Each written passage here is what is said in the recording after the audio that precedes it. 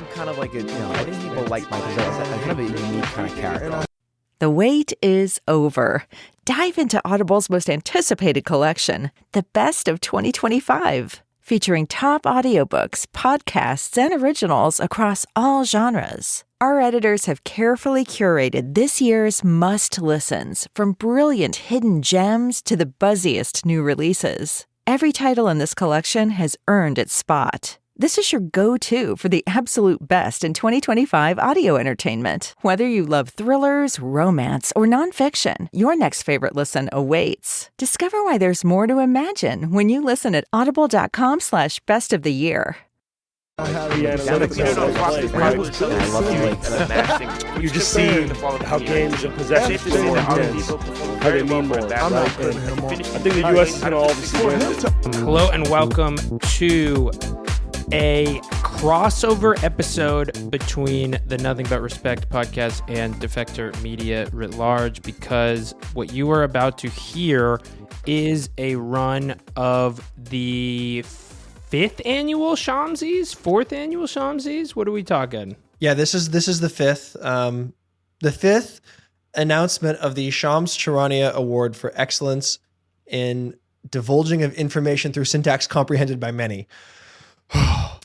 Yes, can you for the uninitiated, can you briefly summarize what our listeners are about to ramp so up Harry to? and I are both wearing suits and are feeling extremely frazzled because we just spent nearly 2 hours with Giddy Nathan, former guest, and Samar Kalof, Defector editor, running through, I think it was about 30 nominees, the long list for the award for our Bad Sports Writing Award, which you guys should all go check out. The old winners. At some point later this year, Giddy will announce the 5 or so finalists and pick a winner. We're members of the deliberation board, so you can proceed knowing with full confidence that that your hosts took part in that.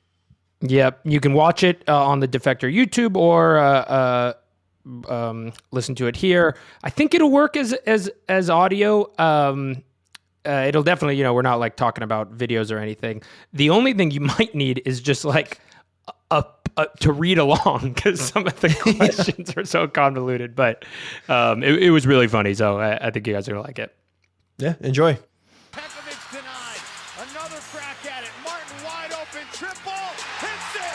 Hello and welcome to the 2025 Charania Awards for Excellence in Divulging of Information through Syntax Comprehended by Many.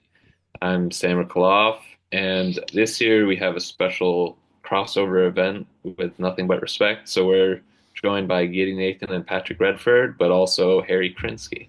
How are all of you doing?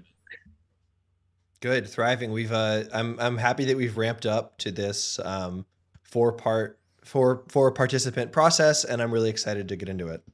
As always. Yeah, I have to say this yearly ritual has become part of the ramping down of the calendar year to me, almost synonymous with the season of holidays enjoyed by many in America. So I just want to take a minute to thank the readers who sent us tips throughout the year.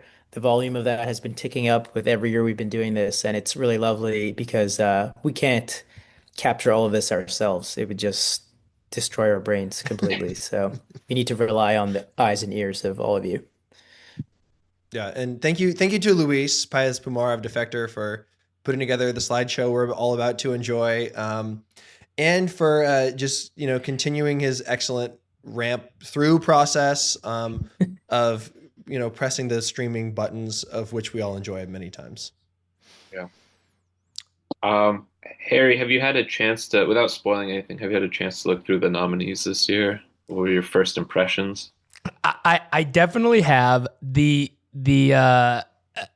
crop this year is incredible. This is a real long time for me.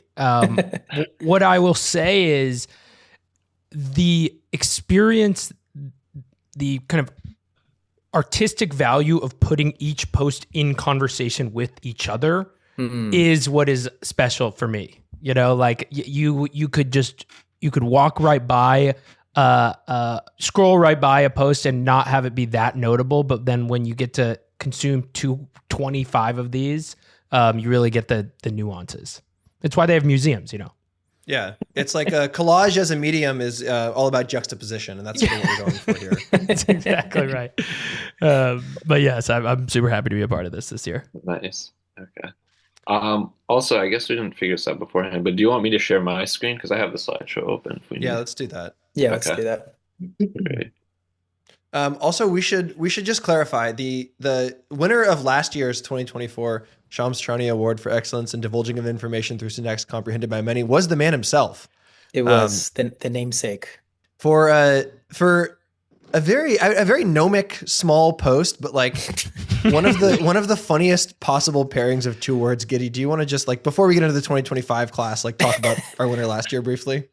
I will say this is why the deliberation process is so important, because that was a nominee that came into this discussion with very little momentum. It was 2 words from a tweet by Shams, and those 2 words were unique news. And the unique news in question was the fact that Kyrie Irving was coming out with this sneaker inspired by his dad. Yeah. Which just adds to the incredible use of language there. But yeah, that's why we play the games, right? We would not have tapped Shams to be the winner last year, but he came through in the end, and I'm just bringing that same spirit of excitement and uncertainty into these discussions today. We'll see if we can go back to back. Yeah, it's beautiful. Sammer, do you want to read the first nominee and then just call on the second person and we can establish the order from there? Sure. Yeah, before we get started, I did want to, this is obviously will not be seen on the podcast recording, but we have SHAMSY art by Maddie Lubchansky, so I just wanted to thank them for making it this year. I think we're going to get a lot of use out of this. It's also just pleasant to look at. Harry, can you describe for our listeners the image on your screen? I'm looking at it right now because I am about to post it to my Instagram. It's honestly very well dressed. I think it's doing a little bit of favors for Sean's usually sartorial choices. Gentleman with a pencil. I'm reading this as a giant pencil that then morphs into a snake that then turns back into a pencil after doing a number of sort of loop-de-loops on a trophy. And the figure appears to be wearing Dansko clogs and perhaps a catcher's mitt. Also, he's holding his phone too. If you see. That's what that is. Okay. Yeah. That was a great detail. Well, to segue back to you, Sammer, pencils have erasers, and many of these tweets wish they could have those. That's right. That's right. All right, so here we go. We got the first one. This was a pretty recent one. I think we all instantly knew this was going to be on here. I'll read this one first. It's by Chris Haynes. He's an NBA reporter. Breaking: Los Angeles Clippers are sending home future Hall of Fame point guard Chris Paul in a bizarre severing ties move, league sources tell me.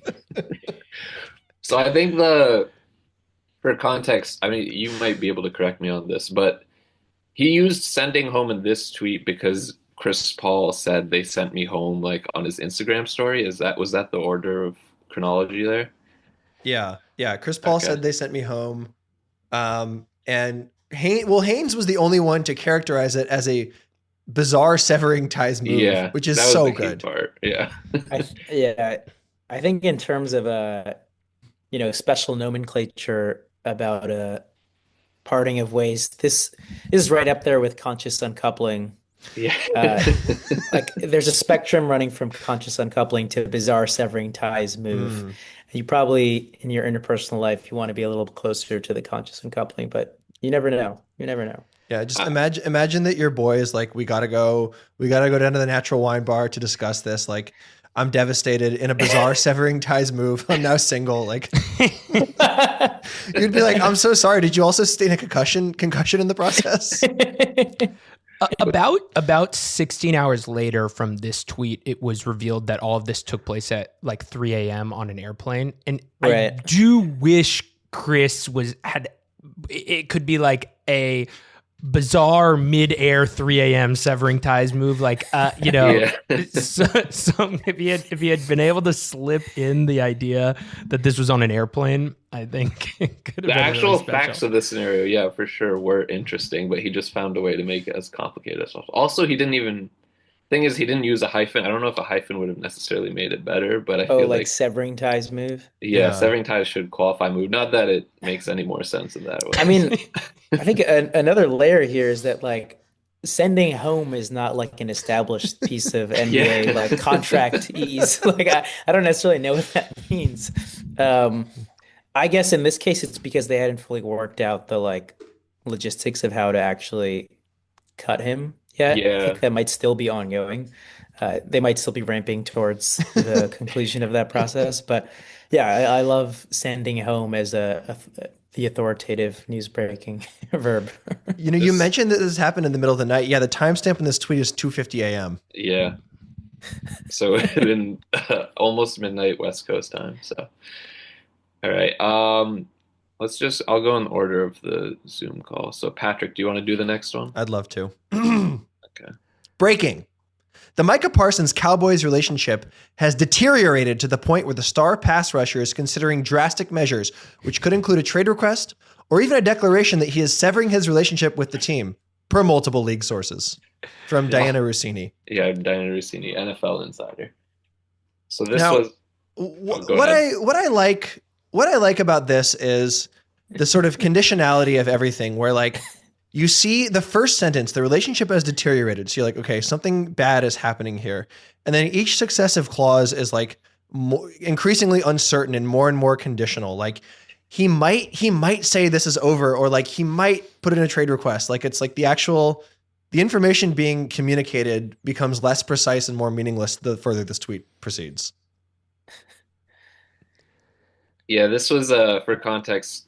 It was just like he was asking for a trade request because they wouldn't give him more money, and he did end up getting traded to the Packers. But the drastic measures being a trade request and then even a declaration is really good. Yeah. What even would be the gap between a trade request or a declaration that he's severing his relationship with the team? Quiet quitting, I guess, sitting on the like field, holding out. Just how drastic could these measures get? Yeah. Good to see the word severing pop up again. It's nice. Yeah. I didn't even intend that, but yeah, severance was big this year. Oh, it's true. Okay, the next one. Let's send this next one to Giddy. Okay. All right, here we go. It's from Shams Charania. 76ers Paul George is in the final stage of his debut process and will be reevaluated later this week. He's moving closer to a return, but doctors want additional strength of his left quadriceps to support the knee before clearance. Really beautiful bread and butter Shamsing here, where you've got final stage of his debut process. He has this incredible ability to like mash together opposites. So you've got like, he's coming back. It's a debut, but we're in the final stage of the debut. We're breaking down the debut into these micro eras, and we're in the final one of those. And then I love just the little anatomy lesson he adds in at the end, like, quadriceps supports the knee. We specifically want that quadriceps to get some quote additional strength. Yes. To keep quote supporting that knee. He's basically describing physical therapy in like the most complicated way possible. Yeah, exactly. And in between that, you also have he is moving closer to a return. Yeah. As if that wasn't already captured by final stage of the debut process. When you read one of these, it's almost like how you forget how good Jokic is after 3 years, or you like forget that Jordan is the best, that LeBron was the best player in the league for 8 years. It's like, this is just such high level. And I'm not even sure this is going to be top 5 just because, Shams he's ultimately competing against himself. Yeah, he's raised the bar. Yeah. It's like how people get voter fatigue, where it's like, Right. you know, if you look at the advanced stats, like Shams, it's hard to argue with his production year after year. Like something like want additional strength of, like even the word of can be load bearing in this bizarre way. And like, no one else is just picking up, you know, assists like that. It is so true. Final stages of his debut or debut process individually could be Shams.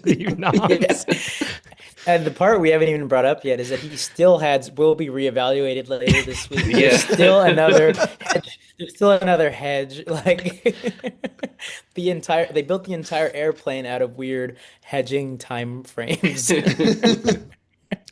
know, this is a situation where ramping up would actually, you could just say Paul George is ramping up. And everything that's captured here would be communicated.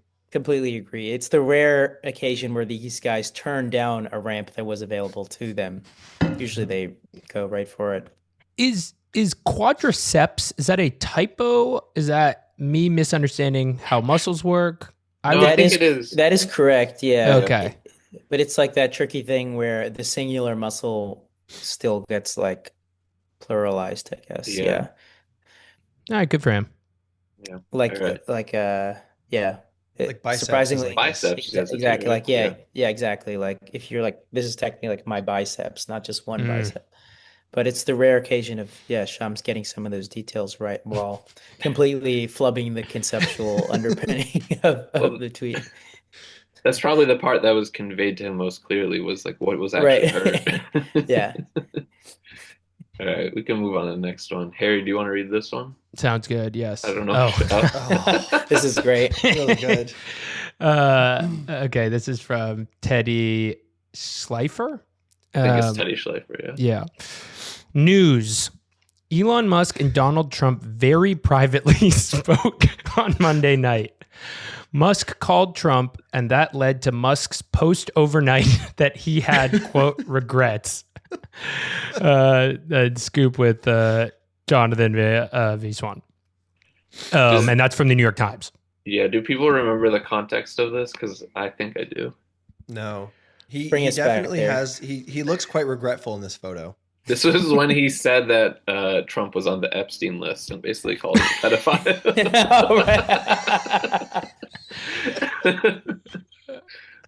That's amazing. I think what pops out for me is the word "very" is really powerful here, because I didn't think of privately as something that like admitted degrees, like you're either speaking to someone in private or you're not. But here I'm realizing they were able to capture some greater degrees of privacy. They spoke very privately on Monday night. Yeah, this is like a unique news style contender where it's just like the densest possible combination of two words that are in like just very disagreeable contradiction to do so myself. It's great. I was gonna say it's kind of, I don't know, maybe I'm reading into it too much, but it felt unintentionally revelatory of how this kind of reporting usually works, because like there's so many insiders around both of these people, and they're always like leaking the conversations that they have. So I kind of, maybe Teddy intentionally meant like very privately, in that it was literally just the two of them, and there was nobody listening in, as like Elon apologized for calling him a pedophile. But I don't know. Maybe that's just reading too much into it, and he just loves very.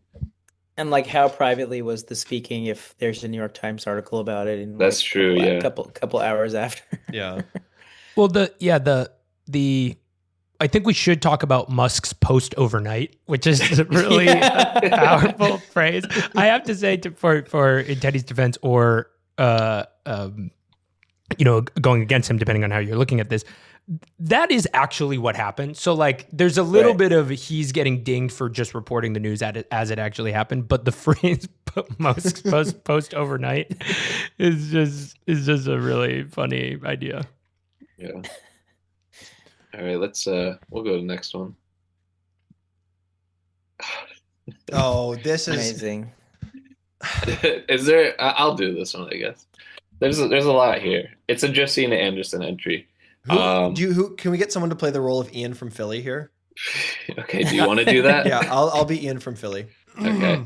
The other thing is that Josina's first tweet was so long that it gets cut Show off. more. So Yeah, the Love show it. more button is a great I'll just, little detail here. Yeah. So this is from July. Side topic. The passing of Florida Senate Bill 56 back in April is very interesting, concerning geoengineering and weather modification. I don't see too many people discussing. I do remember sharing a random observation with my neighbor in the spring that a certain native bird, and then it gets cut Chemtrails off. aren't real, Josina. And then Josina replies, my post is about staying observant. Any other noun inclusions are your own. And if you want further context, I'm pretty sure Chris Thompson for Defector wrote an article about this. So, You did. but yeah, noun inclusions was like an instant. That's a SHAMSY Instant finalist. contender. Yeah. Phenomenal. It's Also, amazing. she says staying observant, which means just like staying woke to me. That's how I read it. And she's taking issue with noun inclusions, but uses the noun weather modification in the first tweet. It's like she's already done some fairly dodging noun inclusions, to say nothing of what could be hidden under show more here. I think if you're encouraging anyone to stay observant, you're basically telling them to like follow the Instagram accounts that Kyrie was really into in like 2019. It was like Enlightened Prophets, I think it was called. Enlightened Prophets, yeah. Yeah, Harry, this was an aborted, maybe it was a Deadspin project where I just created an Instagram account and just followed every single person that Kyrie followed. I was going to write about like what my beliefs were like after a week or something. And it was just like the craziest shit. That is really, I mean, concerning geoengineering, it could be a handle for a good account. I like that geoengineering is capitalized too. Yes. Yeah. I mean, even in isolation, I do remember sharing a random observation with my neighbor in the spring that a certain native bird, followed by show more, is so ominous. Like Yeah. 99 out of 100 times, like you're about to hear the craziest shit I've ever heard. It also should be noted that this is an NFL reporter. Yeah. Right. Yeah. We forgot to introduce what she does for work. Oh, I should say too, in January, I wrote a story about, and this might come up later actually. We'll share it later because I think there's another Josina one that does the thing where she says everything twice. Oh yeah, yeah. Oh, We have yeah, at least yeah, a few yeah. entries. We'll get there when we get there. That might be one. Yeah. Okay. So here's the next one. Sounds good. Okay. Breaking. Gene Hackman, the prolific and versatile two-time Oscar-winning actor whose career spanned 5 decades, has died at 95 after he and his wife were found dead in their home Wednesday afternoon. Now, this is a sad one, and it's the bustedness here is not immediately apparent, but then if you read through it twice, you're like, he has died after being found dead. Which is sort of, it's almost, this tweet almost takes a radical position on the matter of Plato's cave, because they're basically saying that he only actually could said to have been dead after he was found dead. It's like the actual act of dying only exists once it's being witnessed. So this is either a strange miswriting or a somewhat profound philosophical entree. As an actor, it's lovely to only die when you have been perceived as dead. You know, Yeah. That's true. That's true. Yeah, I respect Gene Hackman's contributions in the conversation in the French Connection, but this tweet was also really funny. Yeah, totally. Yeah, not too much to say about this. Probably Yeah. not a real contender, but like, just Died after found dead is Died after found dead is just entering the lore. Yeah. By in an itself, but alternate yeah. timeline where Shamsi was breaking news in different industry, he would have been writing this one, I think. Okay, here's another good one. this is Giddy, right? Yeah. Yeah. This is from Mark J. Spears. Luka Doncic instantly won Lakers fans over with his stellar game from a basketball standpoint upon arrival. But to donate $500,000 to LA wildfire relief and to answer questions in Spanish after his first Lakers game will help the NBA star to become beloved by LA at a faster pace. This one is really good. Yeah. Just a lot to enjoy here. I want to shout out one of the like the under highlighted aspects of this is that he has helped the NBA star. Like NBA is such a useless adjective there. I like stellar game from a basketball standpoint. Yeah. Upon arrival, that's just an incredible sequence of Upon words. arrival. Yeah. Oh yeah, I guess the context here is this was right after he was traded to the Lakers. I guess that did happen this year. But yeah, I also just like how much of the second sentence is like front loaded before. It's like 2+ lines, but to donate $500,000 to LA Wildfire Relief and to answer questions in Spanish after his first Lakers game. And then we finally get to what the sentence is supposed to be about. Yeah, it's like a real build-up to something exciting, and then we land on the incredible sequence, become beloved by LA at a faster pace.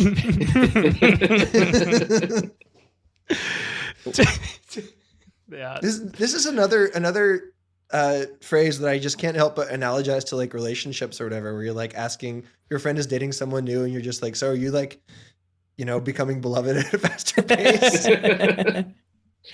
Have you told her that you're beloved at the faster pace yet? Have you had a stellar game from a basketball standpoint on arrival? I do start talking about very privately as like qualifying a degree, something that is absolute. Have you guys ever had a stellar game from another standpoint? From any other standpoint. In a basketball context? I was thinking about that too. I was totally shit on the court, but I had a lot of really good thoughts while I was playing. So I motivated my teammates to excel. Yeah. As I went 0 for 11 from the field. I gave each of them $5 and answered the questions in Spanish. All right, we got another Chris Haynes one. Harry, do you want to read this one? Yes, we talked a lot about this. Is a Chris Haynes tweet that leads into the Haynes briefs, which we discussed on NBR a number of times. So this is a perfect one. Okay, sources. This is from Chris Haynes. Sources: the league and players union to meet together with players on Sunday prior to All-Star game to highly stress the importance of competing for fans and for the businesses and for the business. Period. Hashtag Haynes brief. Return. Sponsored by at Nuna_USA, and then it's a video. I read it like that because there's no punctuation in anything. So it does read like prose poetry. And it's hard to comprehend how weird this one is. This is actually one that is maybe accentuated by you're just seeing it in the timeline, which is that he sponsored his own tweet with like he just had a company sponsor his breaking news, like, which is just really and not special. just any company. Isn't Nuna? They make like baby strollers, right? Oh yes, I forgot about what they do. Yes, Giddy, do you own any Nuna products? No, but if I had been sitting there, during the All-Star weekend, wondering if people were sufficiently stressing the importance of competing for fans and for the business, and I'd seen this tweet, just a couple weeks out from the birth of my child, I might have bought Nuna products because this news breaking was pretty momentous, and I would have remembered exactly where I was at that moment. I have to say, I think this is my favorite one so far because highly stress is incredible, but the league and players union to meet together with players is so good. Yeah. Who else is going to be there? Meet together. Also, the concept of the importance of competing is really an interesting idea. Like, what is that? What is that?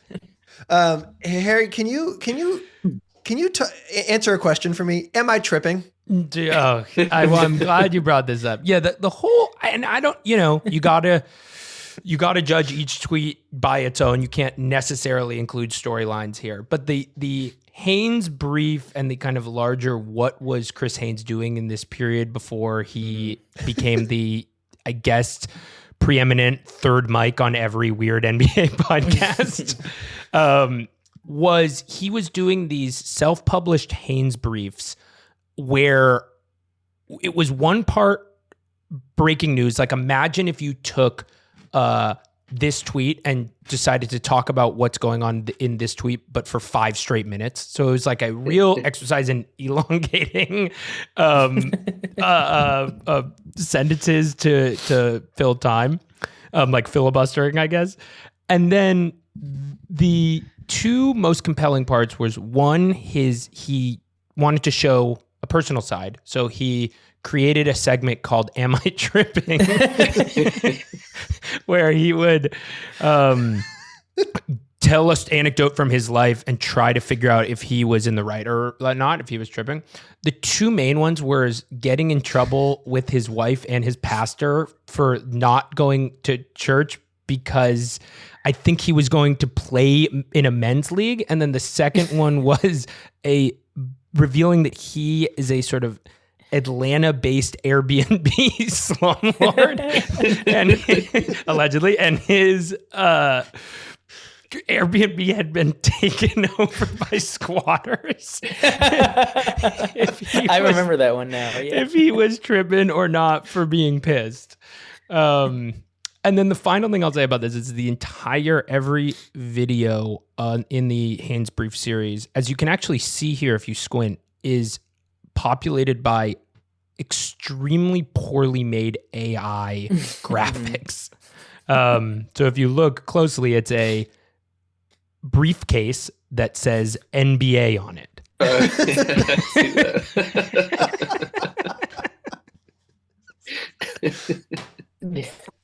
It's so good.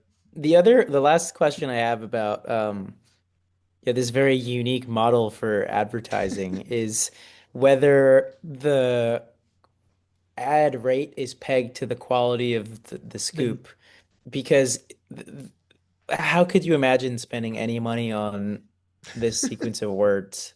This doesn't say anything and nobody is paying attention to it. But I guess maybe I'm wrong. I just noticed 349,000 people viewed it on Twitter at the bottom there. So yeah, and many were probably expectant parents too. All right, let's go to the next one. Oh, this is a good one. I think I'm gonna say, this is a good one to all of them, but a lot of them are good ones. Yeah, we got a New York Times Trump post. I think this was technically on Blue Sky, but I assume they tweeted the same thing on Twitter. So it says, President Trump has opened the throttle on blowing through apparent legal limits, often with no clear public explanation for how their actions could be consistent with the rule of law. Here are some of the examples of the administration's defiance of statutes. So they tried to find the most convoluted way to say that Trump is doing illegal shit.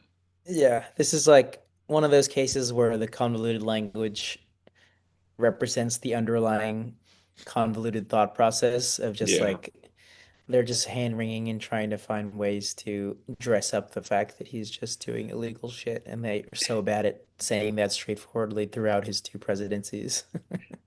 The first part, open the throttle on blowing through apparent legal limits. Yeah. Like, yeah, so the word "on" there is really doing a lot of work. It's like that is the moment where the metaphor starts to get strained for me. I was trying to imagine him like going Evel Knievel style, like off a ramp on a motorcycle and just like going through like 10 billboards that were apparent legal limits. That's the only way I can really envision it. I don't know what other way they're thinking. Also, often with no clear public explanation for how their actions is the "their" referring to the legal limits, because kind of no matter what that's maybe the administration maybe, but yeah, definitely not grammatical. Yeah. Pretty good. Yeah. But yeah, just very timesies here. The syntax is good, but the subject is bad.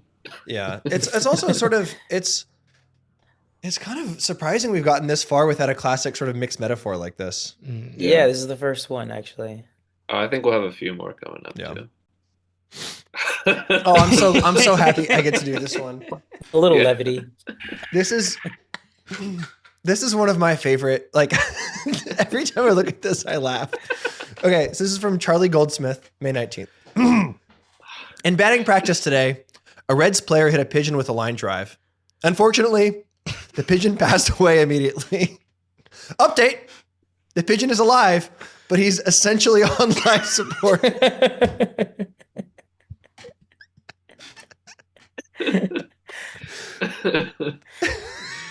This is one of my favorites, I think. Do we know the timestamps for these two? I'd be curious how far apart they were. That's Let a me good investigate. question. I just like, unfortunately, the pigeon passed away immediately. That's one of the funniest 6-word sentences I've ever read. Essentially on life support. On is life also, support is really good, yeah. It just it really comes to like I imagine a pigeon in a hospital on a hospital bed. For sure. A very tiny ambulance driving onto the field. Yeah, exactly. Also, how can you be essentially on life support? Like, isn't Yeah, that? no, I love how adverbs just sneak into everything in these scoop tweets. Okay, so the initial tweet was at 2:24 Pacific time, and I assume Luis is saying in the chat they're a minute apart. So passed away immediately, unequivocal. This pigeon is dead. He was vaporized and went to hell. And then within a minute, he's like, just kidding, he's fine. But he's essentially on life support. I guess in those 60 seconds, they hooked him up to the IVs. They put him in a little shoebox.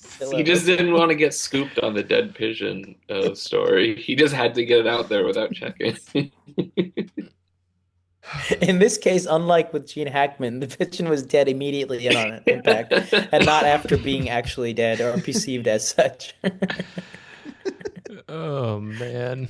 Oh wait, I have a follow-up. I just searched the word pigeon and pigeons from Charlie G's Twitter account. May 20th, 2:14 p.m. Pacific, basically exactly 24 hours after. After yesterday, there are no pigeons around during batting practice today. Oh god. Did we say his full name, by the way? Charlie Goldsmith. He's a Cincinnati Reds beat writer. Yeah. So that's why he was there. I also just want to note in this follow-up that he starts the tweet with after yesterday and then ends it with today. So it's a nice, like, we're setting the time frame exactly on both ends. We're bracketing this well. So somebody in the chat also noted the use of "has passed away" is really funny. Rest in peace to this. Does that sort of imply that pigeons have souls? Like, is that kind of what passing away? Is that what that distinction means? This pigeon has entered the next phase of his life. I like, maybe Charlie, if you're watching, can you tell us what your thoughts are on reincarnation? Yeah. Okay, let's go to the next one. I mean, maybe the pigeon's still alive. We didn't get it ruled one way or another if he did die at the end of all this. Oh, wait. I'm sorry. Follow up to someone replying to his "no pigeons around" tweet. Someone asked, okay, what about the pigeon from yesterday? Life support or what? Charlie says, he was taken outside to a peaceful setting near the river and several other birds. He was taken out to a peaceful setting near the river and several other birds. Oh my god. This is amazing. Oh, I'm glad he followed the story at least. That's a good resolution. Okay, anyway, Giddy. That was a Last thing I'll say is that he very confidently gendered the pigeon after seeing it.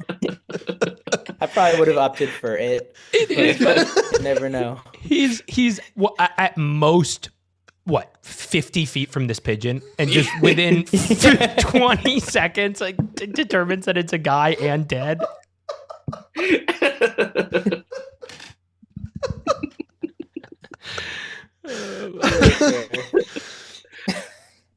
Okay. All right, we got to move on just for time constraints. Right. This one's you. All right, this is Adam Schefter, also a regular in these parts. For what it's worth, Saquon Barkley's 28th birthday is Super Bowl Sunday. Barkley will turn 28 on the date of Super Bowl 59. Fuck. That's Incredible. really good. A classic of the form. It's all of these insiders love to reiterate the scant news they have. And this is just the most like distilled version of that, which is like it's Saquon Barkley's birthday on the Super Bowl, so I got to say it twice. But in all these redundant ones, there's like a moment where the need to state the information twice becomes really strained, and for me, it's the phrase "on the date of." Yeah, because like on, you don't need that. On works. Just use that word. Yeah. I was so confused by my initial reading of this that I briefly considered looking up the LIX Roman numerals. I was like, is that 28? Like, is that the only reason we're having like this conversation? That would make sense. Yeah. That would have been more interesting, I think. It's like he's doing the tweet version of like what they do in like the newscaster cadence where they're like, there is like a coup in Myanmar. I repeat, the president is being overthrown in Myanmar. But in this case, the like breaking news in question is that a guy was born 28 years before this date. Also, don't overlook for what it's worth at the beginning of the tweet. It's worth nothing. It means nothing. Zero value whatsoever. Zero. Well, good thing 6.7 million people read this. So. Yeah.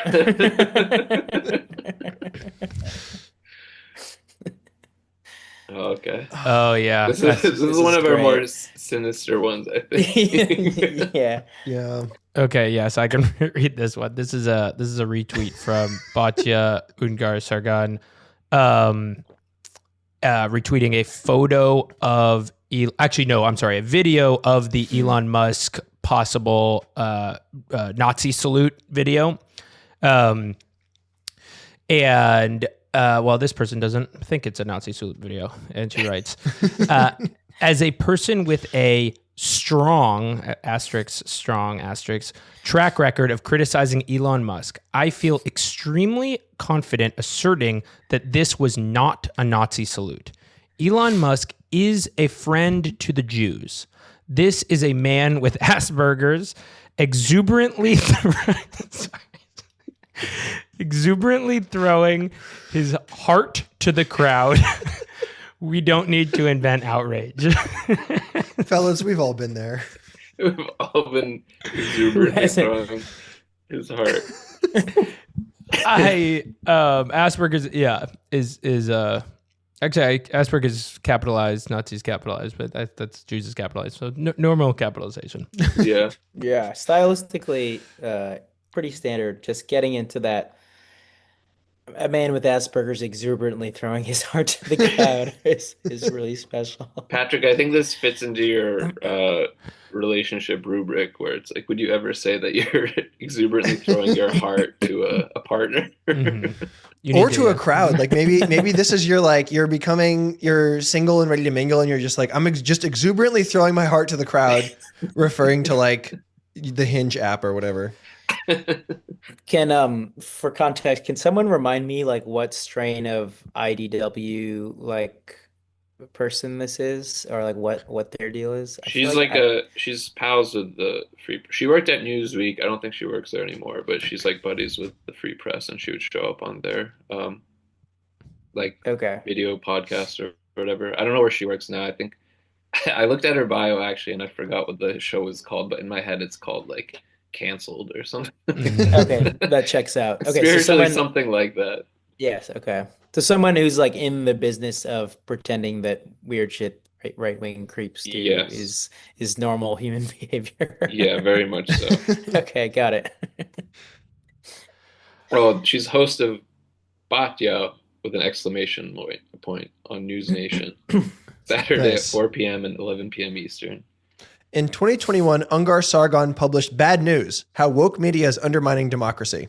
Okay, there you go. I've seen enough. Great. Love it. And this Free is press probably audition.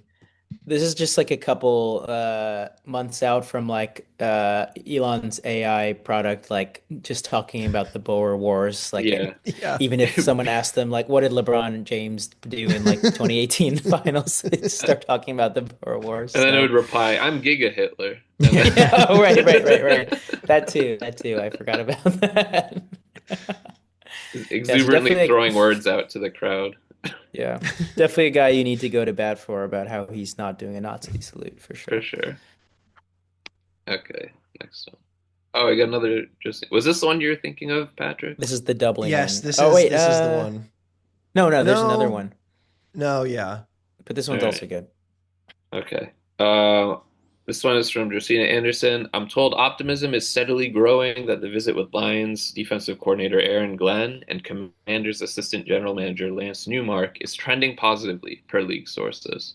Moreover, the sentiment is that the Jets' jobs are theirs, pending all contractual mesh points getting certifiably agreed upon. And also, I want to note that pending has an asterisk, and I'm not sure why it has an asterisk. There's nothing after it clarifying what the asterisk means, so there's a lot going on there. Man, there's a lot going on. So we're talking Optimism about is steadily growing that the visit is trending positively, is the sentiment being expressed in the first sentence. Yeah, this is one of the ones where diagramming the sentence really helps. was this tweeted during the visit? Like how could it be? How could the visit have any trend one way or another mid? While like mid. What time frame is being expressed here? Yeah, the more I look at this, the more I just feel like a sort of headache buzzing in the back of my head. Like it's like I'm grappling with a contradiction. Also, as Luis points out in the chat, the Theirs. sentiment is that the Jets' job are theirs apostrophe. Also, certifiably agreed upon is it's like every it's like holding like a precious gem or jewel to the light, where like every does angle you feel- regard yeah. it from, like the there's reflections are something more new. interesting. I want to talk about contractual mesh points because Yeah, that it's is phenomenal. so powerful. And like even bringing in a kind of like Palantir, like Yeah. sort of techno warfare language. Like you're not even really considering contractual mesh points until a couple of years ago. I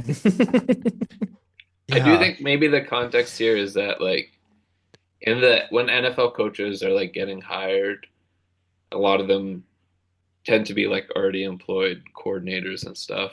And I think the thing is like when she's like kind of hedging but also being like, oh, the jobs might be theirs, it's because like teams don't necessarily want to let somebody walk out the building and get another interview if they really like them. So maybe Aaron Glenn was like metaphorically being kept hostage here or something like that. Yeah, as someone who doesn't really follow NFL news, I'm trying to like, I'm actually having a hard time parsing like what is being communicated here. Right. So, Yeah. Sammer, Lions defensive coordinator Aaron Glenn is like meeting for the Commanders head coach job. No, the Jets head coach. Wait.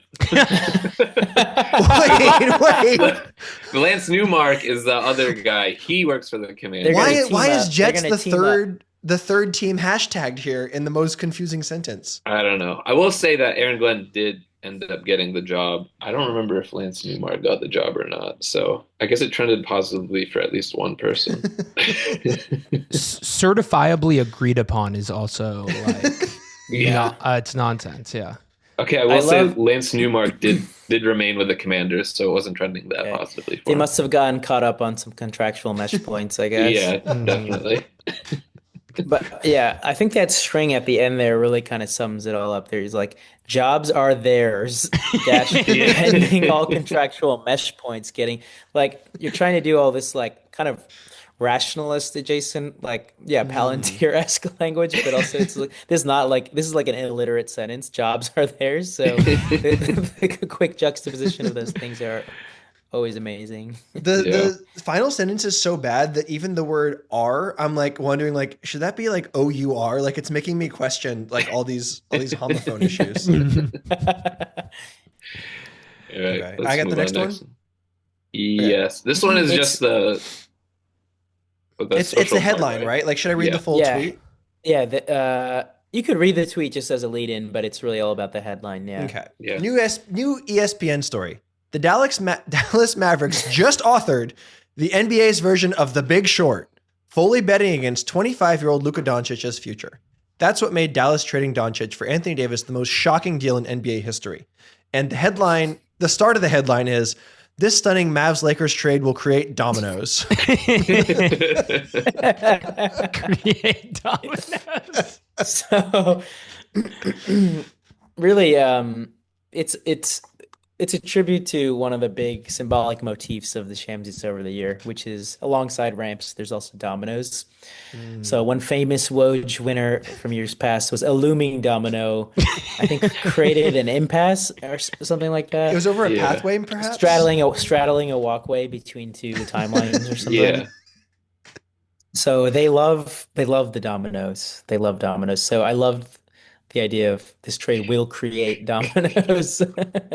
It's sort of in conversation with those tweets because if you are a Shamsi listener, you will see that and instantly like connect with like, oh yeah, dominoes, a big metaphor. Like, Yeah. All the NBA insider group chats were going crazy with that one when they're like, Yeah. yes, more dominoes for us to monitor and ponder over. It's particularly funny because I think the whole thing with the domino metaphor is like these things are already standing in this like kind of precarious arrangement, and if like something moves, they'll all topple, but the dominoes are already there. In this case, the dominoes are being generated. Yeah. The dominoes are apparating into the world, which maybe speaks to how sudden and shocking the trade was, but definitely not in my general concept of dominoes. Yeah, I'm rarely creating them. I'm imagining like a Witcher 3 monster nest that's just like pumping out dominoes, and you have to hit it with one of those like explosives to shut off the domino stream. Something worth talking about is how there's almost no reading of the trade as the NBA's version of The Big Short. That's true. Yeah. That doesn't make Kind of any moved on sense. from there. It doesn't make sense as a movie. It's not an accurate understanding of the subprime mortgage. Yeah, right. Yeah, issue like this. It just doesn't make any sense. God, this reminds me of Windhorst wrote this like extremely bloviating column like 4 or 5 years ago, where it was basically examining the phenomenon of how just like future first round pick draft inflation was like a thing. And he basically was like, this is just like the stock market. And there's this little phenomenon called shorting that's going on. And it was this this very serious, like, you guys don't probably know about this, but like stocks can go up or go down in the future. And it was just like it was such a serious post. It was so stupid.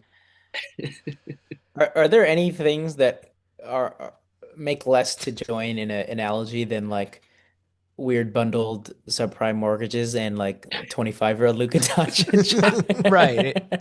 I don't know how they could possibly be analogs to one another in any framing. Yeah.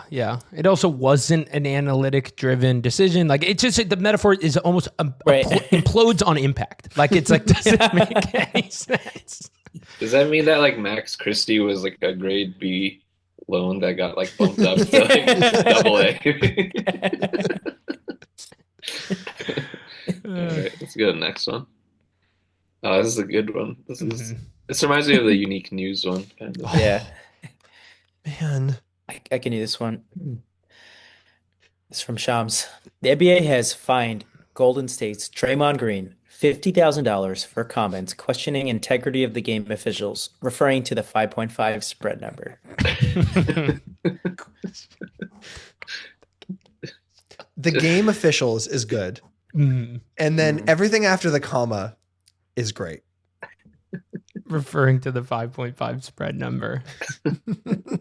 So do you guys remember the comments he actually made? No.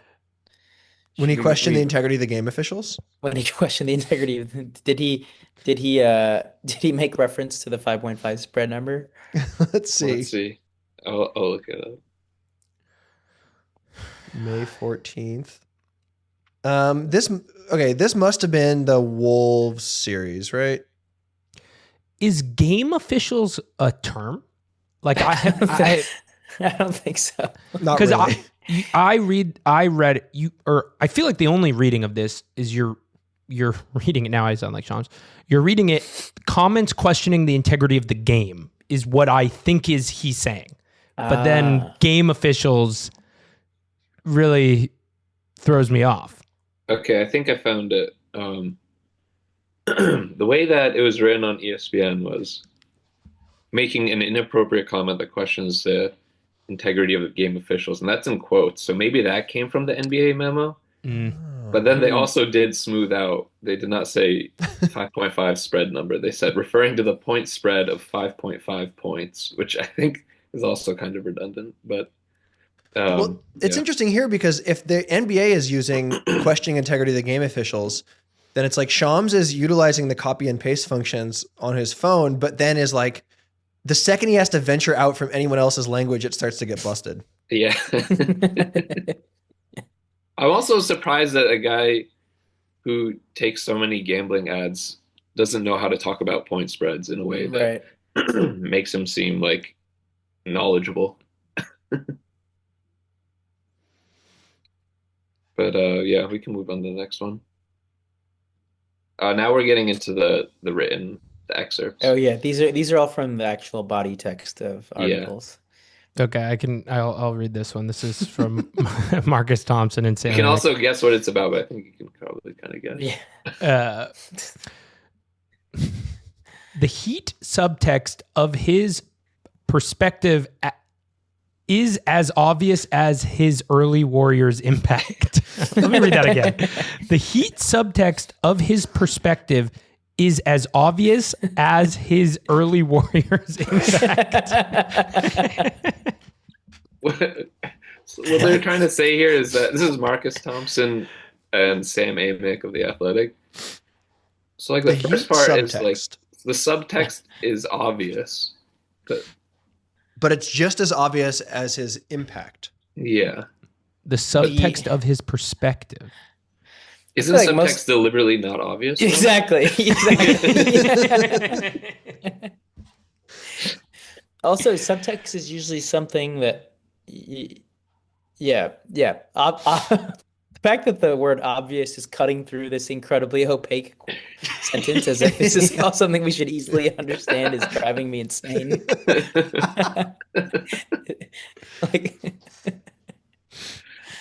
The Heat subtext of his perspective is as obvious as his early. And like there's meant to be a contrast here between like what he was doing on the two teams, but you can't really contrast something like impact with something as nebulous as subtext of his perspective. Like those two things are doing totally different things. This reminds me of that Star Trek episode where they come across, I think it's like a planet where the planet's inhabitants' language is all just like full sentences. So it's like, and they have to kind of decipher what they're actually trying to say through like these full sentences that make absolutely no sense. So I think one of them was like Shaka when the doors break, and that's supposed to be like war or peace. So maybe this just means one word, but we need to decipher it to figure it out. It's a Sphinx riddle, basically. Yeah, Amick and Thompson are always doing stuff like this, I have to say. Yeah, definitely. Like, I think they come up again in this slideshow, I think. Yeah, and Thompson was covering the WNBA finals this year, and applying his tortured prose to the series was a real treat, and I think it was driving my three a little crazy. Did any of it make it into our submissions?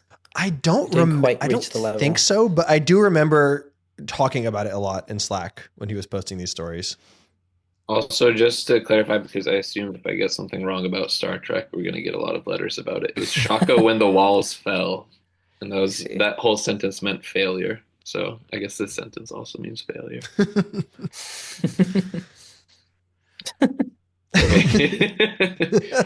This is a good mixed up metaphor. Whose turn was it? I think Harry. No, I just read the. Oh yeah, it's you, Sam. Yeah. Okay. This is a New York Times headline. Trump, with more honey than vinegar, cements an iron grip on Republicans. So there's like two, like, we know the phrase, you catch more flies with honey than vinegar. And then the iron grip is like supposed to be used for like dictator, someone who holds a lot of power. But in this case, why not use both of those in the same same headline and just make it as confusing as possible? Along with cement. Yeah, cement. Get another material in there. Because that was the thing. Because at first I was like, oh, maybe they're being clever and they're saying he's using honey to like Cement. create a grip. But then they had to just include another substance in there. He's got this iron grip, and then he's using this unique honey cement paste just to hold that grip in place. He's creating alloys. No vinegar. Just imagine Donald Trump, his hands are all unwashed and really gross and messy. Mm-hmm. He's just grabbing as many Republicans as he can. Yeah, he's got like he's got a spectrum of viscosity that he can use that he can like deploy. He is a very ooze adjacent guy anyway, I think. So that tracks. This is really good. Also, like the catch more flies with honey than vinegar thing is itself, I think, a somewhat clunky like device to deploy because you have to establish that you're catching flies. Like I feel like that's an important part of this, but then to just obliquely be like Trump, comma, with more honey than vinegar, like no matter what comes after that second comma, it's like it's gonna feel a little strained. And then to throw in two more mixed metaphors is like it sort of makes you forget how clunky the start of it is, like before they get off track. Yeah, totally. You could stick with the flies thing. You could be like Trump with more honey and vinegar, like captures Republicans in his grasp, or I don't know. But and then that would be way better. Cementing iron grip is absolutely nuts. Well, and the cementing an iron grip is not using more honey coated, which implies right. that the New York Times is reporting the news that he used more honey than vinegar, but is simultaneously editorializing that they understand ultimately he's using vinegar. Yeah, right. Like, That's such a good point. That's a great reading. Like it's like it's an iron. An iron grip cannot be honey coated at all. Yeah, yeah. You could cement like a loving grip. Yeah. Well, that sounds a little more onanistic, let's say. Not medical advice. Okay, let's move on. I can do the next one. Okay. This is so good. Let's say who it is first. This is Marcus Thompson II. I love this. Who was very nice to me at Warriors Wolves last year. Good dude, partied hard. However, Jokic has so normalized ridiculousness as to desensitize the present community from appropriate reverence. Facts, by the way. He'll need 6 MVPs and 10 championships and a 5-minute highlight reel of epic moments to help those who didn't experience him to process his elitism.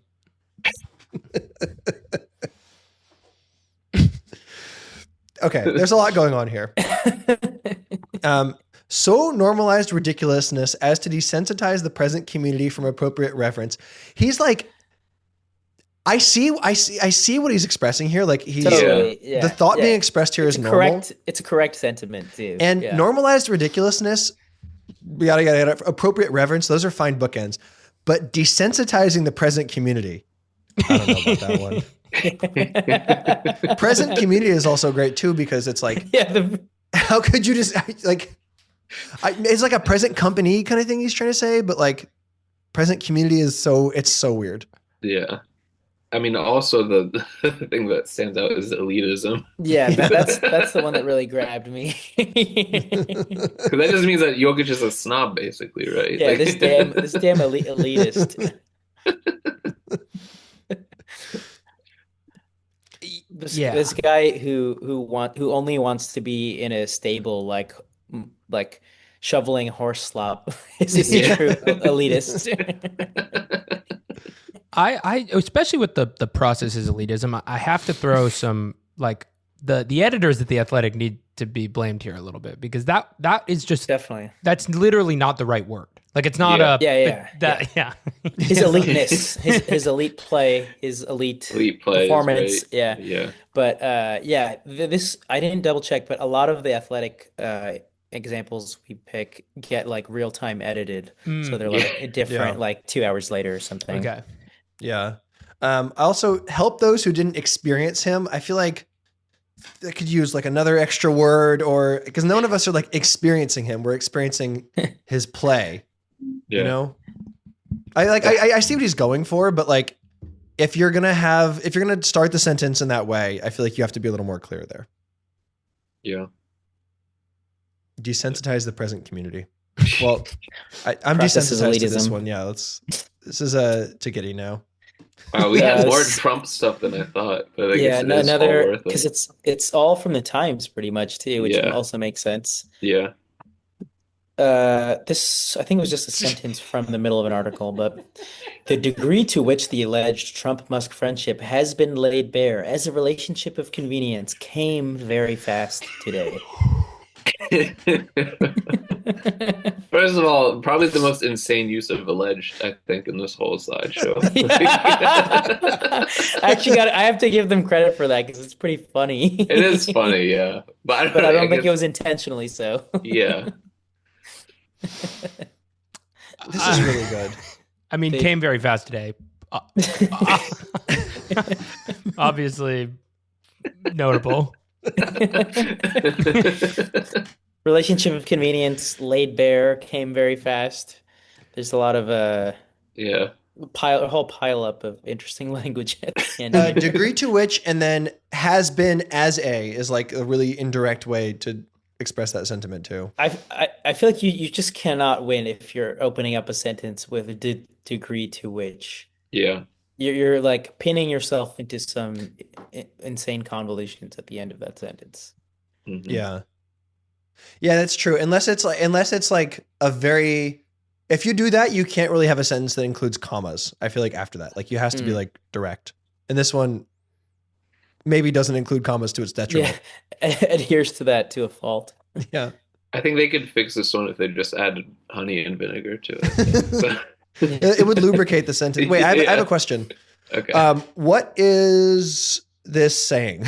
What is I have being No idea. communicated I have here? literally no idea. I think this was okay. yet again about Musk calling him a pedophile. So I think it's like, okay, people weren't sure if they're friends or if there's a relationship of convenience. The degree to which it suddenly became obvious it was a relationship of convenience, that degree came very fast today. That degree was immediately. Do Yeah, okay. degrees come? I don't think yeah, I so. don't I think think degrees well, can come. the degree to which I don't the think degree so. to the degree to which. No. Okay, so Like they're you would talking. say was revealed, like could reveal the degree to which something happened, but Yeah, okay, so they're talking about this revelation about this relationship happened in a big way, but today. then very fast. Came- Something can be Uh, laid bare very fast. Yeah, Sort of that like a part tearaway makes pants sense. situation. Totally. If we Yeah. cut if we cut the degree, I think it actually kind of works. Like the alleged Trump-Musk friendship has been very quickly laid bare as a relationship of convenience today. Yeah, Yeah. that would make sense. No degrees needed. When we add degrees, no degrees needed. No degrees needed. Yeah. The degree to which, yeah. That was a Okay. good one. My mind is still reeling from that, actually. Yeah. Yeah, it makes me feel kind of unpleasant. It was deceptively, it was short but deceptively confusing. This is Harry, I think, right? Yeah, yes. Okay. This is from Ramona Shelburne at ESPN. If you closed your eyes and watched Westbrook warm up on the Paycom Center court a full 3 hours before game 1 and 2 of this second round playoff series between the Nuggets and Thunder, it'd be easy to feel as if you'd gone back in time. Okay.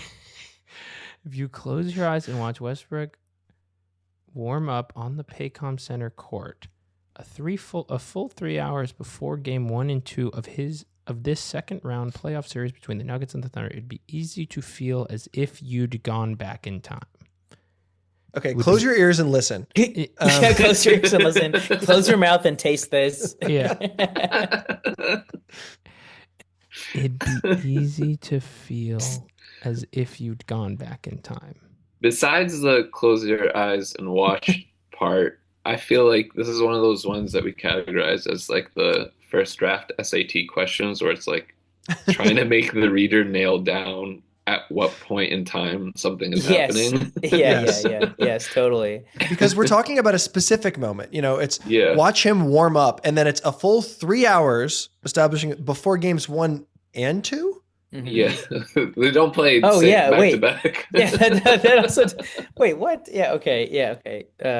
Why would you say 2? Yeah, there's like, is this happening once or is this happening several times? Like that's not really established. I think it's several times. She closed her eyes and watched, I think, 2 times before game 1 and game 2. That's how I'm reading this. Okay. I would like to offer a follow up here, which is that this story comes in the second round. Right before the first round, Fred Katz of The Athletic published a Nikola Jokic story where he writes, quote, "Jokic, like a bat, can tell where people are just by where sound waves originate.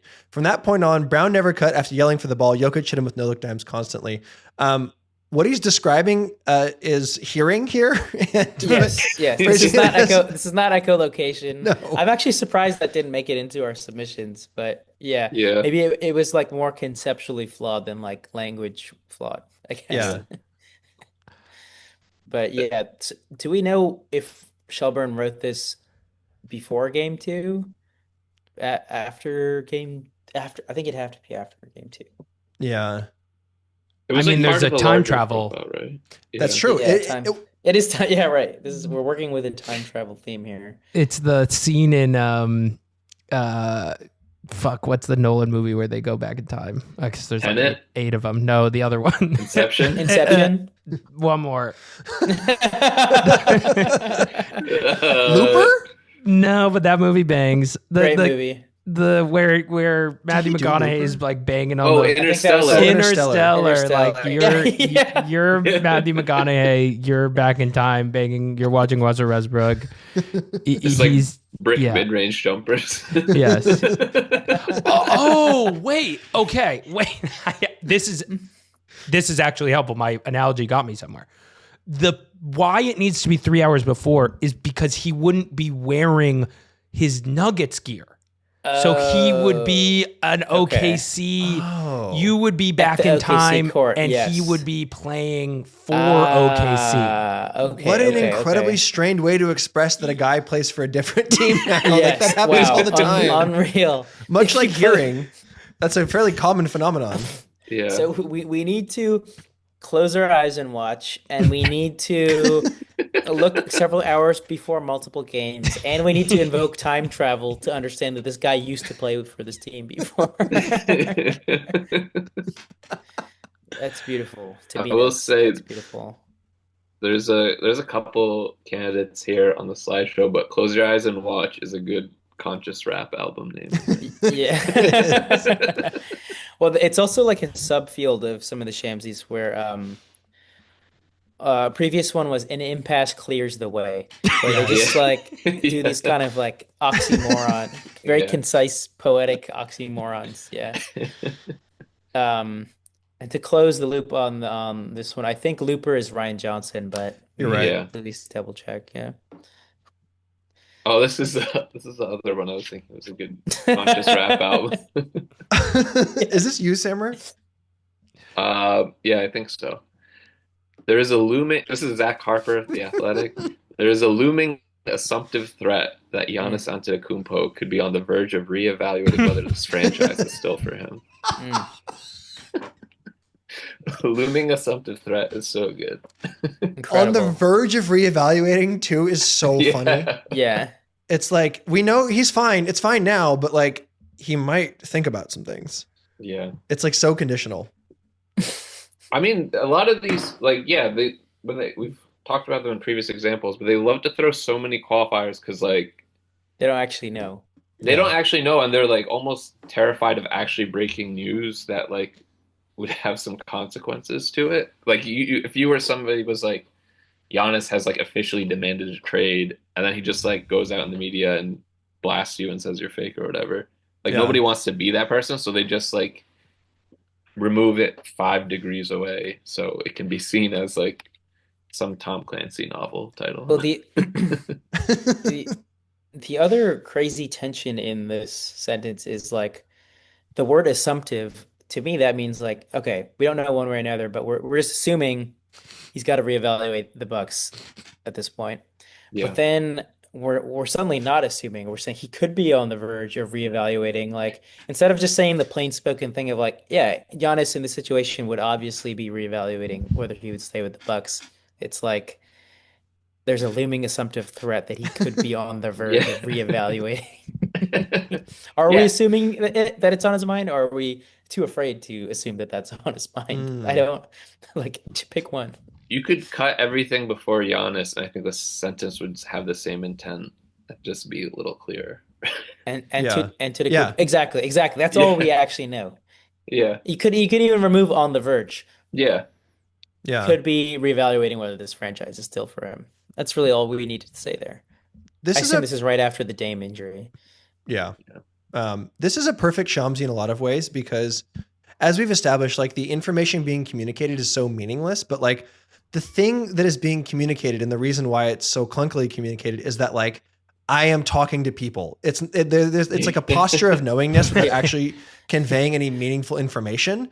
And so the real takeaway here is that like Zach Harper is like talking to front office people or is like perhaps just assuming their thoughts here. Like it's just an insideriness without any of the benefits of it.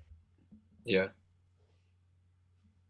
Oh, this is a okay. Do you want to give the context for this one, Patrick, too? I think this is well, actually reading it is not really giving me that much context, but this must be during the summer, right? When there was this big Kuminga standoff. Yes. Yeah. Not to be confused with December 15th, trade eligible. Next week's NBR episode will of course be an hour and a half of fake Kuminga trades. So we don't want to preempt that too much. But this is from Anthony Slater, Warriors beat guy. He's now at ESPN, and Shams Charania, 2 former Athletic guys now moved up. Has their pros changed? Let's find out. Kuminga is the domino that triggers the rest of their plans. So it's no surprise Kuminga's phone lit up on the business front over the past few weeks. In the lead up, there was sentiment around Kuminga that Lacob would step in and at least deliver the type of financial pledge that signifies the long-term belief in Kuminga that he so often voices. Or if not, if the Warriors weren't willing to commit to what Turner and Kuminga were requesting, maybe Lacob would show more of a willingness to greenlight a trade elsewhere and proceed with a basketball divorce that is often felt necessary. But there are side benefits that overall net negative that are being considered as part of the equation, sources said. We should be clear. These are like 3 different excerpts. They weren't like successive paragraphs. Yeah. I'm reading because I opened the article on my phone. It is from September of this year. The part that drives me insane is the part right after if not, where it just like completely nullifies the point of why you would say if not. Totally. I like the concept of someone's phone lighting up on the business front. Yeah. Also lighting up over the past few weeks is not quite how getting text work. and it, just of course you got to have another domino here. Got to have another domino. Do we go ahead? No, you first. I was gonna say, do we think that front office guys are talking dominoes all the time? Like, why is the domino such a motif of these reports? I think it's like it. You hear all the time ahead of trade season, like basically that like all the secondary and tertiary moves sort of depend on like the Jimmy Butler trade, KD move, or exactly. Okay, it's like people I think don't always understand that all these trades are being made in like a marketplace Big Short style scenario where like every team's moves depend on what all the other teams do with each other. Like the Kings and Bulls can't make like a stupid trade unless like smart teams get involved first and like set the market. And so maybe the domino sort of metaphor makes sense there, because it's like the thing about dominoes is the first one has to fall and then the rest will. So, but domino that triggers is sort of also a little clunky there at the start. I want to go ahead. I was going to say, much like the phone lighting up, the domino is an example of a metaphor that has persisted long past the use of the technology that the metaphor originated from. Like nobody, is using dominoes in the same way that phones are not lighting up in the same way. That's so true. like, is the idea that in a kind of Rube Goldberg machine style situation, the domino is what is the useful metaphor? Is like, this is starting off this chain thread. of events. Right. Yeah. But then it's like, you don't trigger dominoes. That's not how the You machine don't trigger works. dominoes. You push them over. Yeah. I just wanted to say, because I was just like reading through the article again, and I found an incredible other sentence that wasn't included in these excerpts. This is just how a paragraph starts out. But everything within this 4-year multi-character tug of war is layered. Is layered? Layered. Oh man, we should add that. Yeah, I feel like that should have been in there, but I mean, we already had so many convoluted metaphors, but Also, there are side benefits to the overall net negative. Using the word net implies some benefits and drawbacks. Like it implies a sort of mixed bag. yeah, well, also, overall net negative that are being considered as part of the equation. That's also net. Yeah. Yeah, an equation by definition has to be net. But I'm imagining now just like doing some calculations while like a Super Smash Brothers style tug of war is happening in the back. Multi-character. Multi-layered. Yeah. Was it multi-charactered and multi-layered? It was multi-character tug of war is layered. How can a tug of war be layered? Like the whole thing is that the rope is one plane. There's one operative layer. Right. It's like a 7-layer tug of war, kind of like a dip style tug of war. Wow, I'm sad we didn't put this in the document, but it's definitely going to go into further deliberations. Yeah, for sure. That's very good. And also like the Kuminga, every year there is like a situation that like breaks these guys' ability to like convey information in the English language. Like I feel like the Kyrie vaccine thing was like he drove them nuts. Yeah, a perfect thing for this. Jimmy Butler, the Dame situation a few years ago.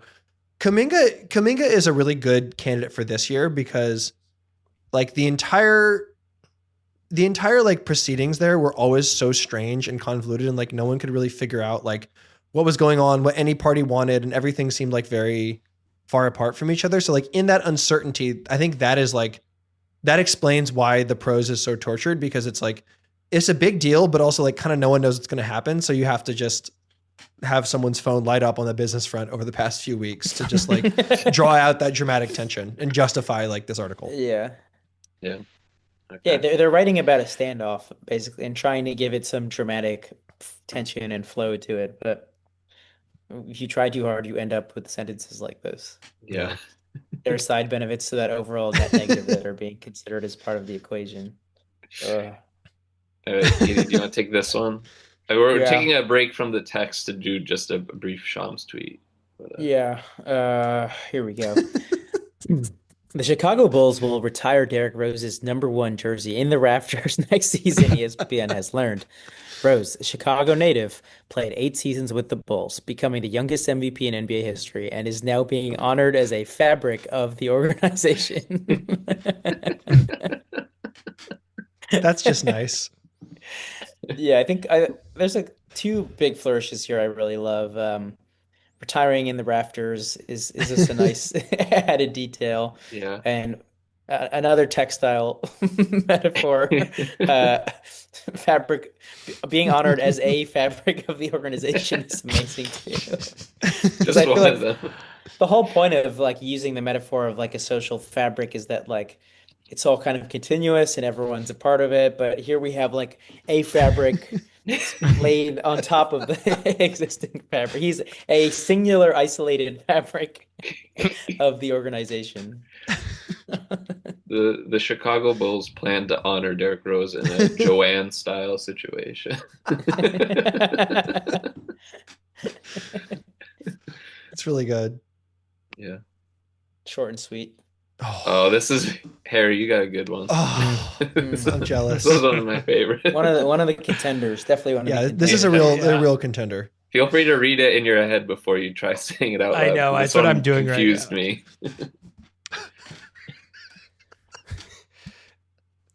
Okay. Whew. All right. This is from Tim Burton and Will Salmon of The Athletic. Tim Burton.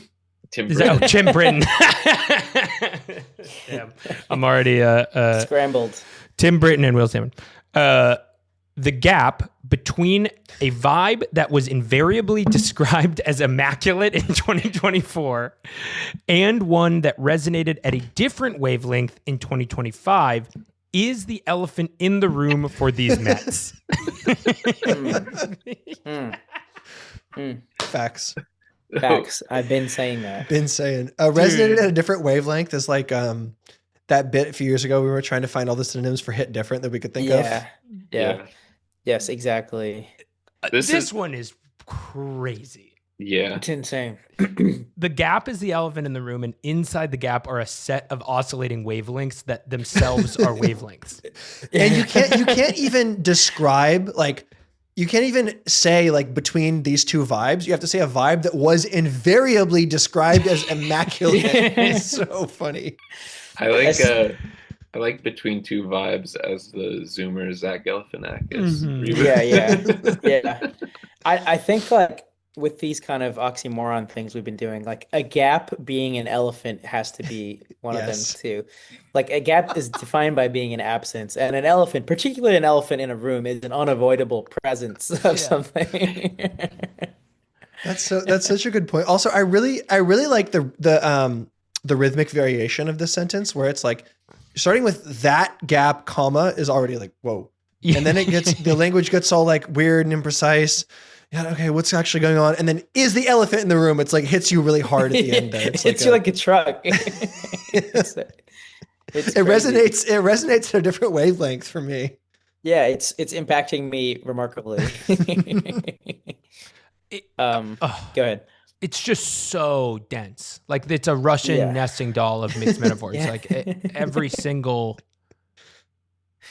or like a fractal or something. Like it's because even the two vibes that he's contrasting, he's basically saying he's not even like cleanly contrasting them on the same plane. It's one is described as immaculate and the other is resonating at a different wavelength. And so basically you're saying like, yeah, these vibes were different because they were different.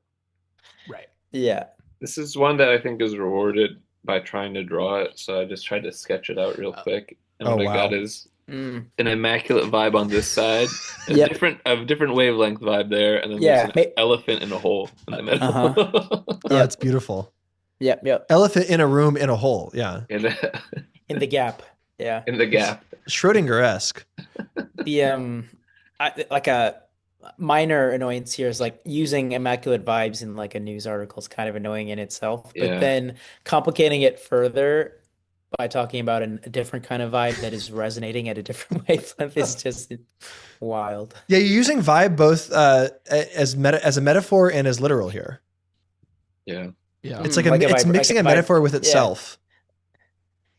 It's and beautiful. Using the conceit of talking about something in vibes is a sort of in specificity, but then if you're like, I am aware of the exact vibe. The vibe has been invariably described as immaculate.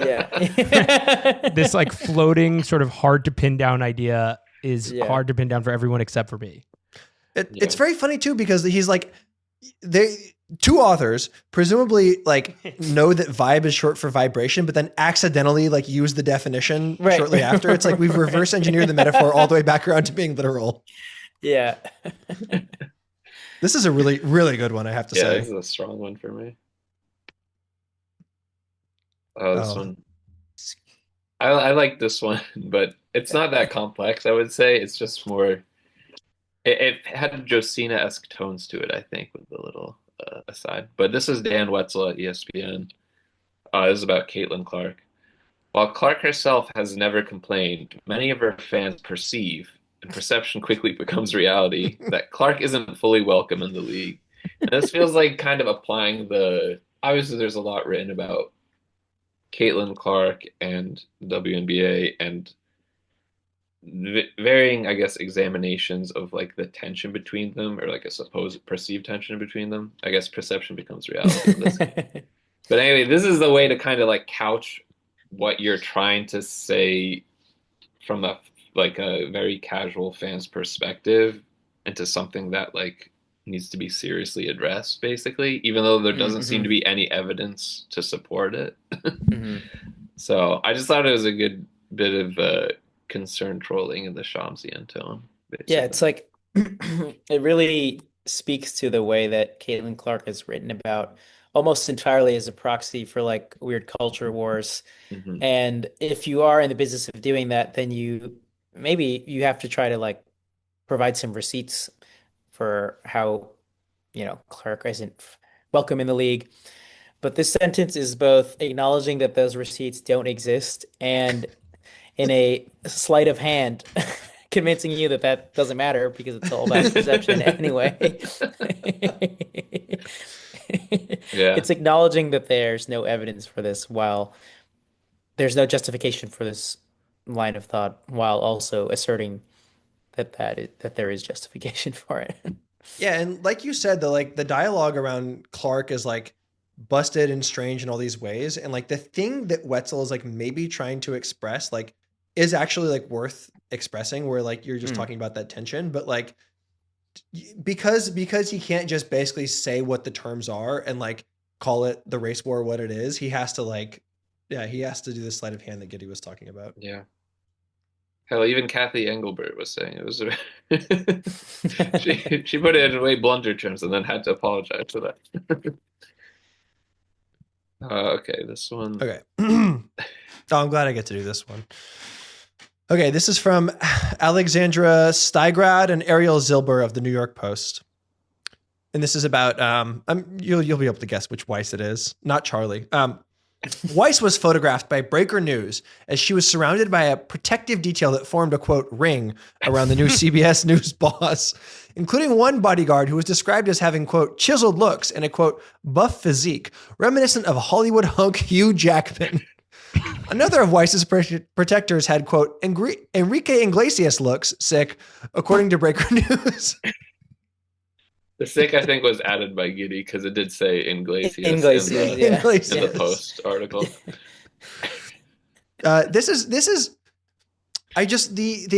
the use of quotes here is so funny. It's phenomenal. Yeah. Like you start with ring, or like, I'm pretty sure you can describe, like you don't need to describe that, and then chiseled looks and buff physique. Another detail I really like here is like, these are. You're saying there's our photographs. You can form your own assessment of these individuals, but then putting in quotes, chiseled looks, buff physique, Enrique Iglesias' looks is so funny. It feels like a kind of split between the New York Post and Page Six, like kind of institutions where they're trying to do it as like a celebrity steps out and flaunts something, or like steps out with Bo.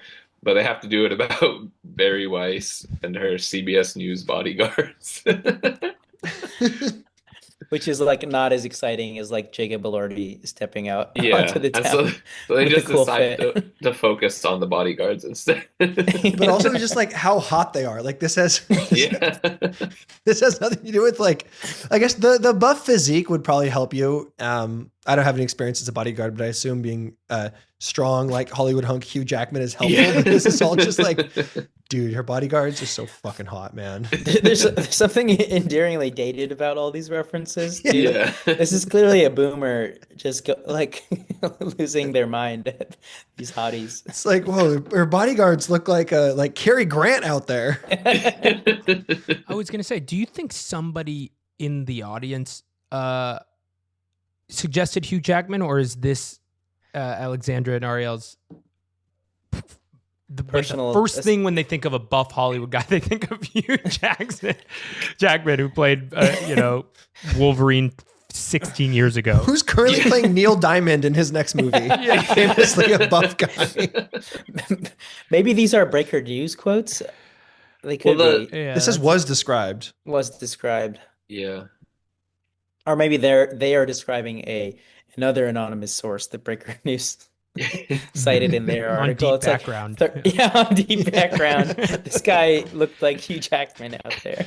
Hey, off the record, like I can't be attached to this, but one of them has Enrique Iglesias looks. Maybe the sources were just Enrique Iglesias. What if it was the bodyguards themselves just being like, Yeah. and put in the paper that we're chiseled and buff. Put in the paper that I look like the guy from The Greatest Showman.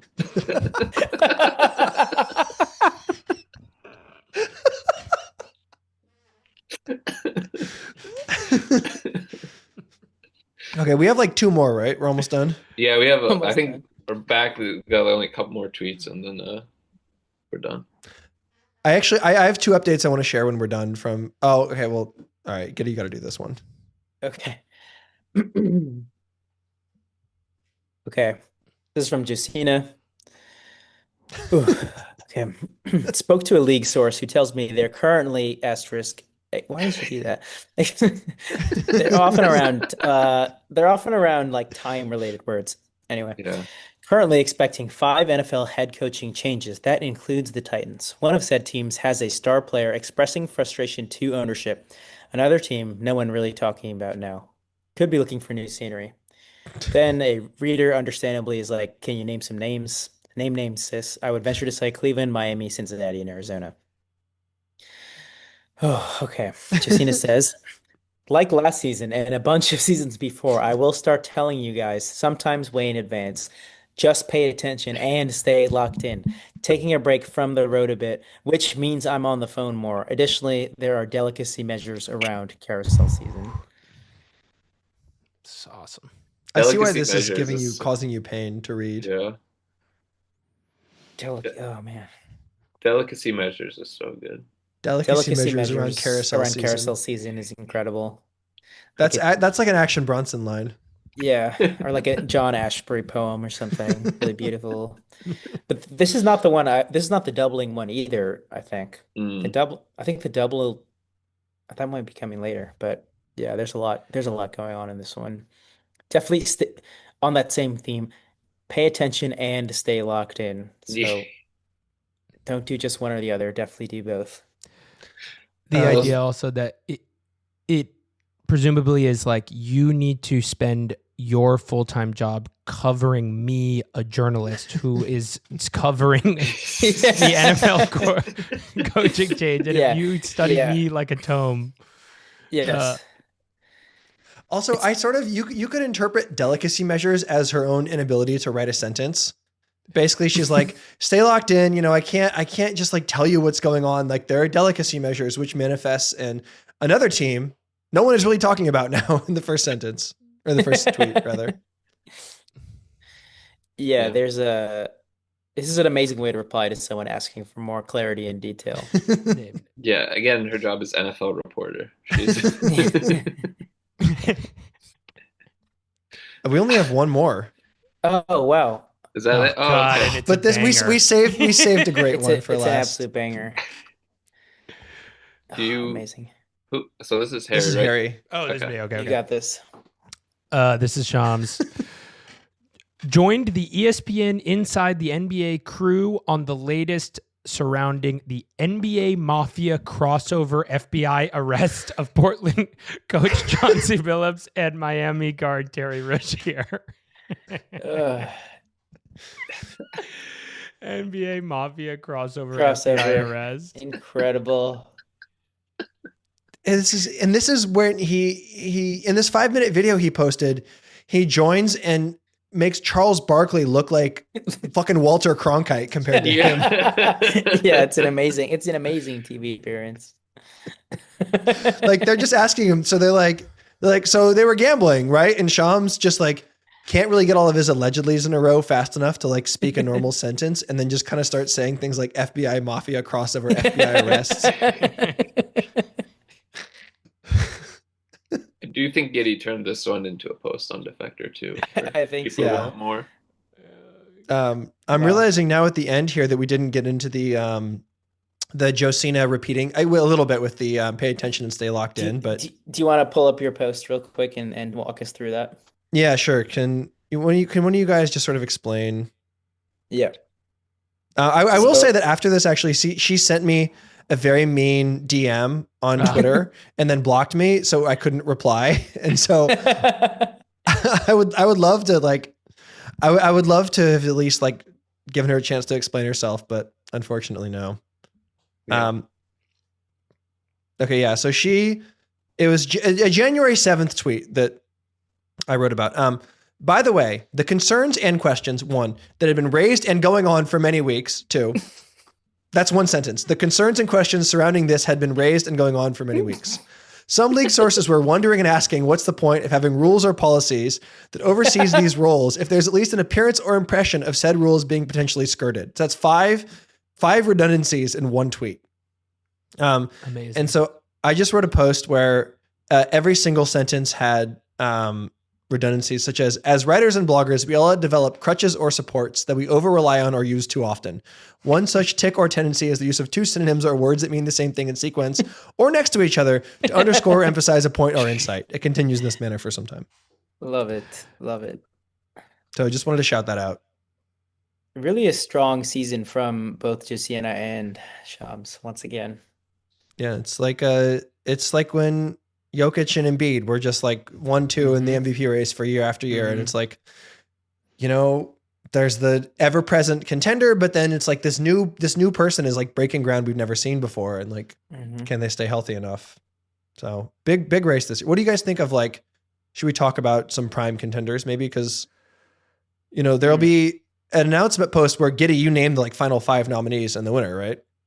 Yeah, I will eventually announce the winner on defector.com. You guys should check that out. But definitely would love to deliberate a little bit with you guys and review some of the nominees this year. I have to say, I think the Mets one is a strong contender. Yeah, that's a standout. And the Pigeon one, I laughed a lot. Yeah. Those were my 2 as well. The if you close your eyes and watch Westbrook one. Also really good. Is yeah. Yeah, that's a good one. Took some kind of bizarre severing ties move in NBA Mafia crossover FBI arrest, like also great. Processes elitism. I was gonna say NBA Mafia crossover does sound like a Flash game from like 2004. And wait. Oh yeah, that makes it a top contender for me. I just saw the Haynes one, the League and Players Union need to meet together, sponsored by Nuno USA, highly stressed. I think that's a real contender. Yeah. Yeah. Harry, how did it feel as a person who had to read some of these for the first time and also just experience all of them in a row? It's a good question. I am really I think who did come up with this idea, because this is kind of one of those insights, the idea for the SHAMSYS, because now that you guys have put this info hazard in my brain, I can't not see it. Like I can't unsee it. Yeah, I really do look for these kinds of things now everywhere.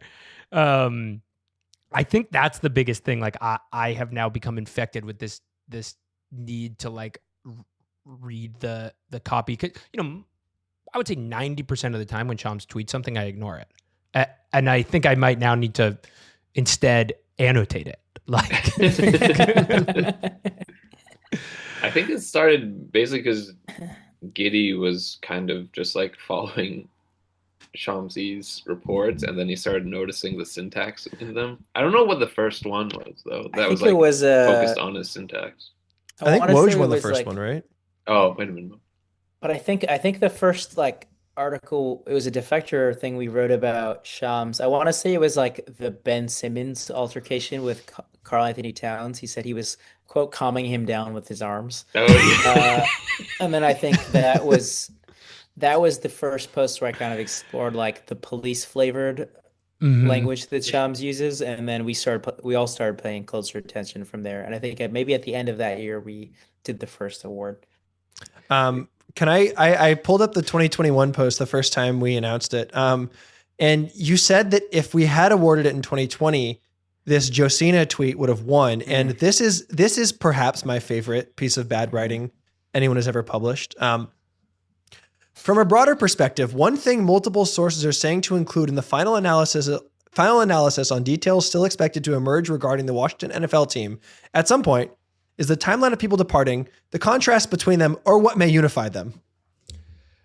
It's beautiful. That's so good. It's causing me pain. The other thing I think about Sandwich, to answer your question, is, do you know the meme that's the kind of image that you can't make out anything?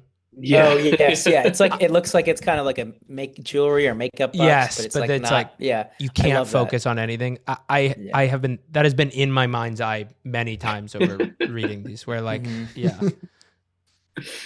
Nice. Well, yeah, that's all we got. I don't know. The post will come out probably like in a couple weeks, right? Or a week or two. Yeah, probably next week, I would say. Yeah. Yeah, We'll we'll be spend ramping it- up the deliberation process, and specifically Yeah. the onset of that process is soon to loom. Definitely going to loom as a domino that will trigger further decisions or the Oh. contrast between them. I also was gonna say, obviously, we're gonna finalize this list, but in the next year, if you have any SHAMSY candidates you want to send us, you can email them to tips@defector.com. Yeah, we love Oh. reading them, Yeah. especially ones outside of sports. Those are fun to receive too. Yeah. Do you remember the Any- frowned expression one from last year? Yeah, he is sitting slumped. Was it? He's sitting slumped with the frowned He's- expression. He is not moving. I remembered one from last year, also the conscious rap title, the consummation assumptions one. That was Oh so yeah, good. that was good. That one and looming assumptive threat Yeah. are really good conscious Yeah. rap albums. And delicacy measures. There's like a trilogy. Looming assumptive threat is like how Shams would say minor threat, like the musical. Yeah, and like Haynes says here in this image, thanks for watching. Thanks for listening. And yeah, we'll Yeah. see you soon. See you All right. guys.